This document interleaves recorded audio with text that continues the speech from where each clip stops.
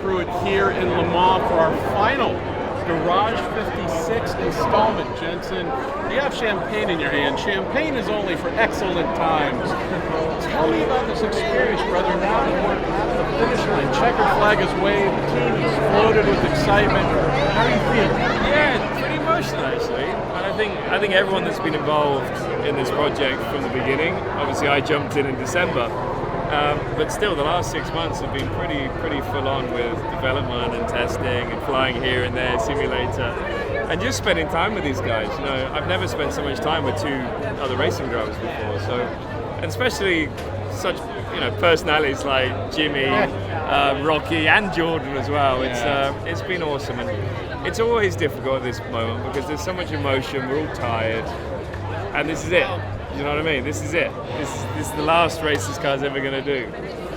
So it's kind of sad, but then you just got to think about living in the moment. You know, the journey is the reward, as my dad always used to say, and it definitely has been. You know, working with these guys, gaining experience from these guys, and all learning together.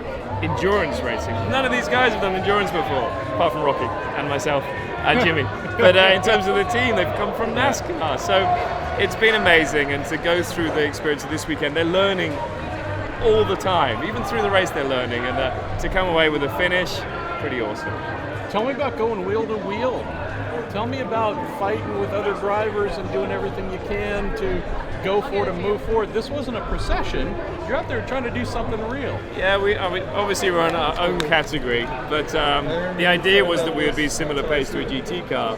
We thought we'd be a bit slower. We're a little bit quicker over one lap, but you know, we have a longer pit stop. We have to change brakes, which takes us 5 minutes. We have to put oil in. It's not a GT car, so there is things that take longer than a normal endurance car.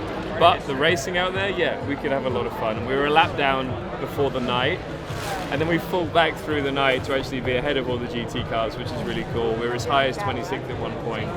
And then I came through one of the corners and pulled for third, and it crunched. And I was like, oh.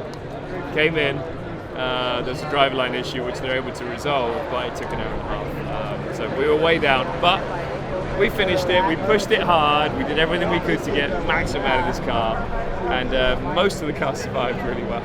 Last question for you.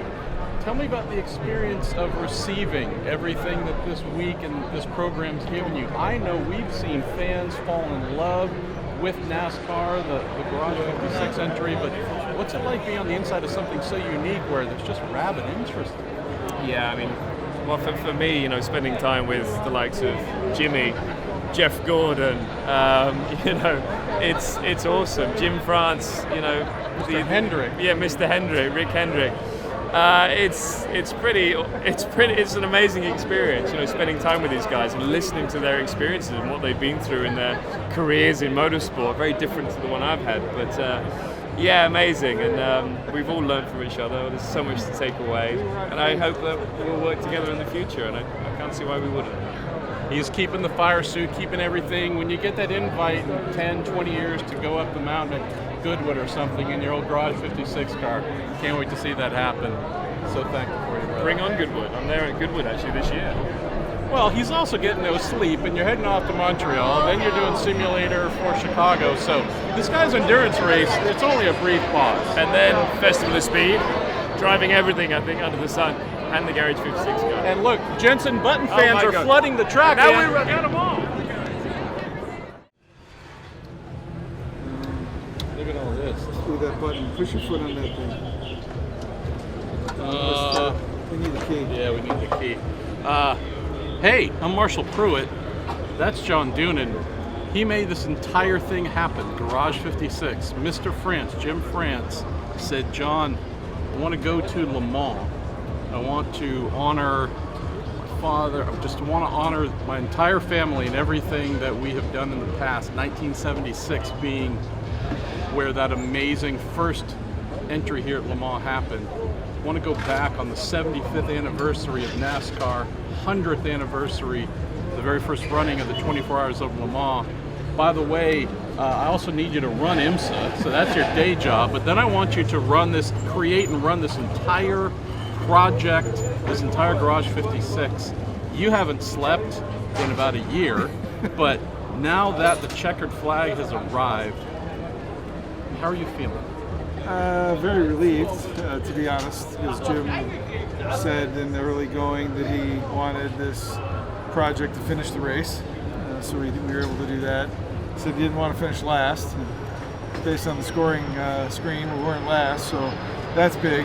Along the way, he wanted us to put NASCAR further on a global stage, and I think based on what we experienced here this week, You got to win. we got a huge win. I think we got a grand slam with the audience here on site, based on the sound of the car and how we looked as a team here in the garage area, as well as how our pit stops captivated people and really shocked people and got them excited. But you know, it's not just John Doonan on this project by any means, far from it. It's a group of partners that Jim identified, the winningest manufacturer in NASCAR history, Chevrolet, and everybody at HCD, which is Hendrick Childress Development Engine Shop, all the folks at Chevrolet, Russell Blenis, Mark Stilo, everybody, Jim Campbell, Mark Royce up in Michigan, the Goodyear folks, like the resources that Goodyear put into this with developing 2 new tires on the front and the rear on the slick side, umpteen different compounds and constructions. That is incredible what they did. And then in the end, you know, they say sometimes don't meet your heroes. But as I went through growing up years watching all kinds of racing, you and I did, Marshall. You look at Hendrick Motorsports and you see what guys like Chad Knaus accomplished and what Jimmie Johnson accomplished and what Greg Ives accomplished and Rick Hendrick. Now to be standing in the same garage with them, executing a program like this with their absolutely A-list talent, doesn't get much better. This is like a bucket list, a dream come true for me and everybody involved. So I happen to be the guy that had the director's wand and tried to bring everybody together, and I think that's what Mr. France said the other day. He said, boy, we really brought all the partners together to make this happen, and that's very satisfying. I guess the biggest thing in the end is I got a whole new bunch of friends that I wouldn't have known 2 years ago, certainly not 3 years ago. But to spend 2 weeks here in Le Mans with them, it's almost like summer camp. You know, you leave with new pen pals. So in typical Doonan fashion, I try and give him a little bit of credit, and then he spends the next 5 minutes mentioning every other person born. Anyone who's even looked at the car gets credit. We've done videos on everybody. They've all had their individual love. So I'm going to throw it right back at you and say, no, we're going to keep giving you some love here. So tell me about watching this whole thing happen. Tell me about watching the pit stops take place. Tell me about the cheers coming back across from the grandstands, watching all this happen. I think the thing, I knew when we came here that people would like it, maybe love it. But when we first fired up the car in the garage for warm-up, just to make sure all the systems were good for the test day, and it was like a magnet. Fans came, other teams, our neighbors, even halfway down pit lane, hey, we got to go see this thing and hear this thing. And that really, I think, surprised me to some extent. When Rocky pulled off of the grid walk on the pace lap, the crowd went crazy. They're chanting USA, USA. That was moving. Wow. And then when we had a little issue there at the end of the race in the drivetrain, and we were working in the garage, we rolled the car out on the skates, dropped it down to pull away, and the entire grandstand right across from the garage was going crazy. And that's, again, what Jim wanted. Jim wanted to make a statement about what NASCAR is all about for the fans of today. And maybe as sports car racing fans, they see now NASCAR in a different light. And I think for the NASCAR fans that are so loyal on the states side, the United States side, maybe they're going to look at sports car racing a little different. As you know, we have IMSA, and maybe because of the tie between those two, we'll pick up some new interest from people that are NASCAR fans for sports car racing. So everybody wins in this deal. Nobody loses. We had a great opportunity with the ACO to make all this happen, and now that we've completed the task, it's time to relish in it. Amen. Let's close on this. College basketball player here, Augustana, Illinois.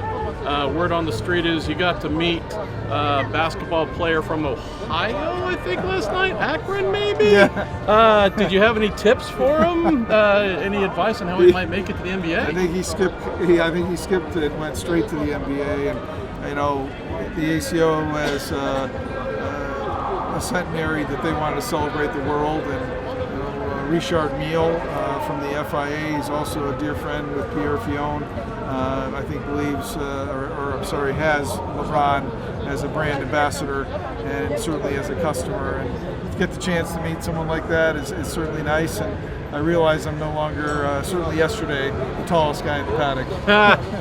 All right, I don't know what number this is. This might be video number 15 or 16 we've done in a little over a week, all centered on giving love to Garage 56, the truly amazing men and women who make all of this happen. And yes, a lot of men in there doing things, but there are women running the team, there are women setting all the tires, running that whole program.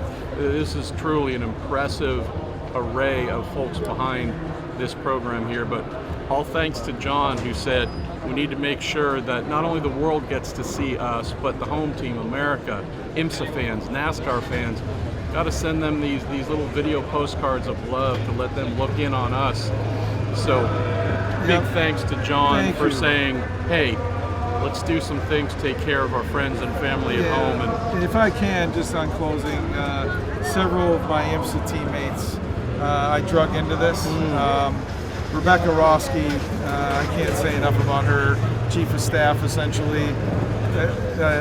She is a ball of energy and is a huge part of the success of this.